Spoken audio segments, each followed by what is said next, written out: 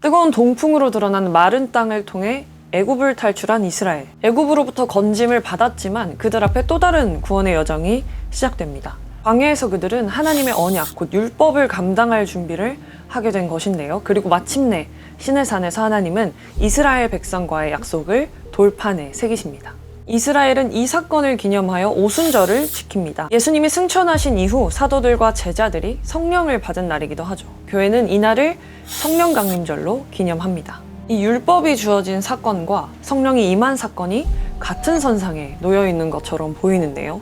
하나님께서는 이 사건들 그리고 이를 담고 있는 절기를 통해 우리에게 어떤 말씀을 하시고자 하는 걸까요? 오순절은 유월절 다음 날인 무교절 이튿날로부터 50일째 되는 날입니다. 유대 전통에서는 시내산 아래 모인 백성을 신부가 신랑 앞에 서 있는 장면에 비유하기도 하는 등 이 시내산에서 율법을 받은 사건을 종종 하나님과 이스라엘 사이의 혼인으로 해석하곤 합니다. 이 출애굽 백성이 끝내 하나님과 토라라는 계약서를 두고 시내산에서 그 율법을 수여받으며 결혼식이 완성되었다는 것이죠. 이러한 오순절에 대해서 성경은 이렇게 말합니다. 안식일 이튿날 곧 너희가 요제로 곡식단을 가져온 날부터 세어서 7 안식일에 수요를 채우고, 여기서 말하는 안식일 이튿날이 바로 오순절을 향한 카운트의 시작점입니다. 이 규례의 전체 내용은 레위기 23장 9절에서 16절에서 확인하실 수 있는데요. 이 무교절 기간은 보리를 추수하는 시기입니다. 이스라엘은 그 땅에서 거둔 첫 열매인 보리 한 단을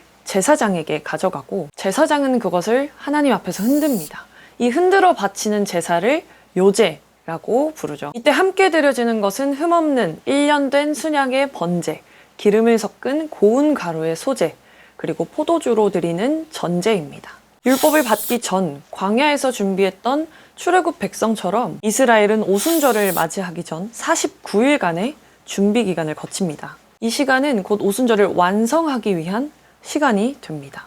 우리가 참된 부활을 경험하기 위해 사순절을 보내는 것도 이와 비슷하죠. 성경에서 처음은 본질을 보여줍니다. 명절의 첫날 요제와 제물들이 드려지는 이 사건은 앞으로의 49일 동안 무엇을 지켜내야 하는지를 보여주는 본보기가 됩니다. 놀랍게도 이 첫 보리단에서 낮추어지신 예수님을 발견하게 됩니다. 보리는 이스라엘에서 가장 먼저 익는 곡식입니다. 하나님께 바쳐지는 첫 열매인 것이죠. 보리는 다른 곡식보다 입자가 커서 보리로 만든 떡은 밀보다 조금 거칠고 값도 저렴합니다. 성경은 오순절에 이러한 보리를 요제로 드리고 난 뒤 그 보리를 빻아 고운 가루를 드리라고 명합니다. 이 보리를 곱게 빻아 고운 가루로 만들기 위해서는 밀보다 더 여러 번 더 강하게 곡식을 빻아야 합니다. 성경이 말하는 낮아짐의 개념과 닿아 있습니다. 높은 산과 언덕들이 깎여 평탄하게 되는 것이 성경의 낮아짐입니다. 예수님의 삶의 본질은 십자가로 가는 것입니다. 이 땅에서 많은 이적을 보이셨지만 그분의 삶의 본질은 십자가 위에서 죽으시고 부활하심에 있습니다. 예수님은 첫 열매로서 자기를 낮추시고 죽기까지 복종하셨습니다. 오순절에 요제로 드려지는 보리단은 첫 열매이신 예수님의 낮아짐, 곧 십자가의 들려짐과 죽으심을 예표합니다. 이 구절을 히브리어로 직역해보면, 그리고 너희는 너희를 위해 셀지니 안식일 다음 날부터 너희가 흔드는 곡식단을 가져온 날부터 7 안식일이 완전하게 있을 것이다. 이 7 안식일의 수요를 채운다고 번역된 것이 7번의 안식일을 완전하게 있게 하는 것을 의미한다는 것인데요. 요제를 드린 이후의 49일은 신부가 신랑을 맞기 위해 매일 자신을 단장하는 시간이며 보리단처럼 들리우고 또 고운 가루가 되는 자기 부인의 시간입니다. 이것이 안식일을 7번 완전하게 지키는 것입니다. 따라서 오순절을 기다리는 이 49일의 기간은 가난한 자의 보리를 고운 가루로 만드는 낮아짐의 시간으로 지켜져야 합니다. 절기가 단순히 하루를 기념하는 행사가 아니라는 것을 알 수 있습니다. 이것이 곧 오순절 그리고 성령을 맞이할 수 있는 조건이 됩니다. 여기서 주의할 것이 있습니다. 우리는 성령을 입는다고 할 때 너무 쉽게 감정적 체험이나 강력한 능력을 떠올리게 되는데요. 예수님은 성령을 이렇게 말씀하셨습니다.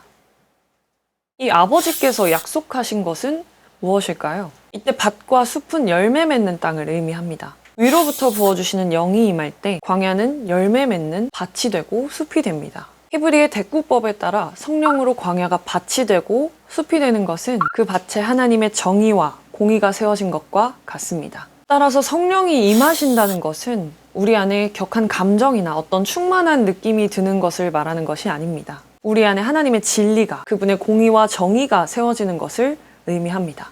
이러한 성령이 불과 같이 임한 사건이 있었습니다. 예수님께서 승천하신 후에 맞이한 오순절에 일어난 일이었죠. 바로 그날 제자들은 약속하신 성령을 경험했습니다. 하나님이 이스라엘 백성과 언약을 맺으실 때 불로 말씀하시는 장면을 우리는 성경에서 자주 찾아볼 수 있습니다. 하나님께서 불로 임하신다는 것이 그 백성과 언약을 맺는 것과 깊은 관련이 있다는 것을 알 수 있는데요. 모세가 율법을 받으러 산에 올랐을 때 산 아래서 우상을 섬겨 죽음을 맞이한 3,000명과 이 약속하신 성령을 받은 제자들의 증언과 베드로의 설교를 통해 세례를 받게 된 3,000명. 반대되는 듯 보이지만 두 사건의 원리는 동일합니다. 하나님의 말씀이 떨어지는 곳, 하나님의 공의와 정의가 있는 곳에는 거짓된 것은 모두 소멸되고 진짜만 남게 되기 때문입니다. 너희는 스스로 삼가 너희의 하나님 여호와께서 너희와 세우신 언약을 잊지 말고 내 하나님 여호와께서 금하신 어떤 형상의 우상도 조각하지 말라. 내 하나님 여호와는 소멸하는 불이시오 질투하시는 하나님이시니라. 이 소멸하는 불을 성경은 또한 이렇게도 말합니다. 이는 주께서 심판하는 영과 소멸하는 영으로 시온의 딸들의 더러움을 씻기시며 예루살렘의 피를 그 중에서 청결하게 하실 때가 됨이라. 이 신부된 시온의 딸들의 더러움을 씻기는 것이 바로 이 소멸하는 영, 곧 성령입니다. 예수님도 이 땅에 불을 던지러 오셨다고 말씀하셨죠. 그렇게 불을 던지기 위해 오신 예수님이 이 공생애를 시작하실 때 이사야 61장의 예언을 회당에서 읽으셨습니다.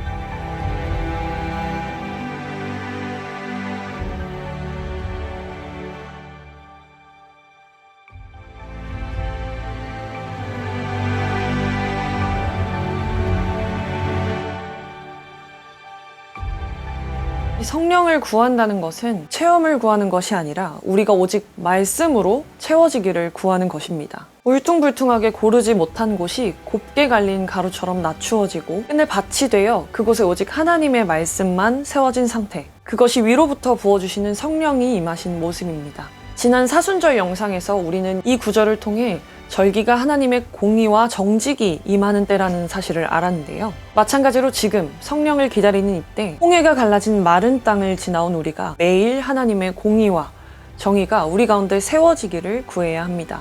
예수님과 같이 십자가에 죽고 성령으로 세례받아 거듭남이 우리에게 필요하다는 것입니다.